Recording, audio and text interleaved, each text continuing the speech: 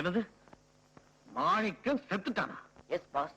அப்படின்னா அந்த பொண்ணு காளிங்கன் கையில. ஓஹோ, இப்ப அந்த பொண்ணு காளிங்கன் கையிலையா? அடுத்து நம்ம பார்க்க வேண்டியது டாக்டர் மீனாட்சி.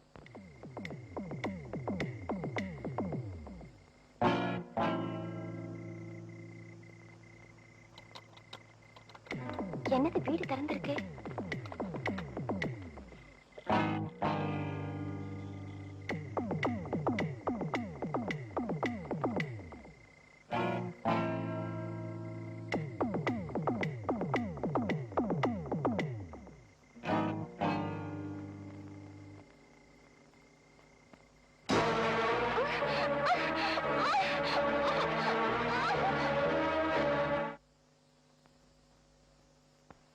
டேப்ப ஆன் பண்ணிட்டேன். உங்க வாக்குமூலத்தை சொல்லுங்கம்மா.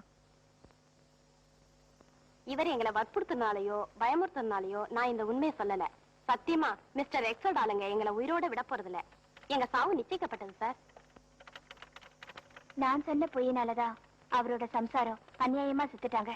அதுக்கு பரிகாரம் நான் இப்போவாது தேடிக்கிறேன். ஐம் சாரி மிஸ்டர் காளிங்கன்.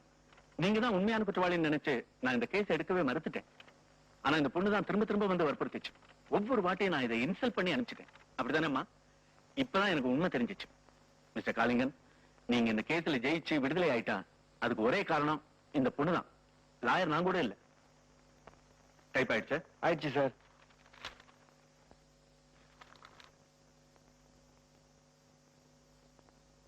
இதுல ஒரு கையெழுத்து போடுங்க.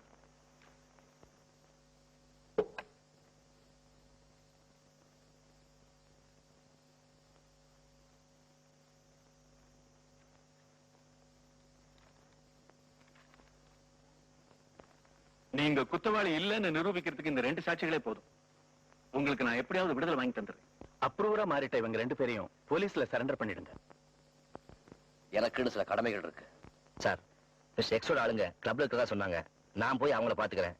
இவங்க போய் போலீஸ் ஸ்டேஷன்ல கம்ப்ளைண்ட் கொடுக்கட்டும். நீங்க தைரியமா போயிட்டு வாங்க.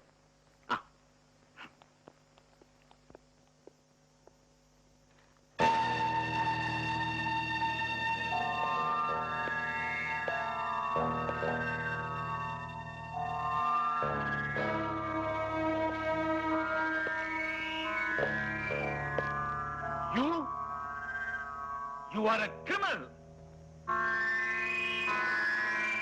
Yes, I am a criminal.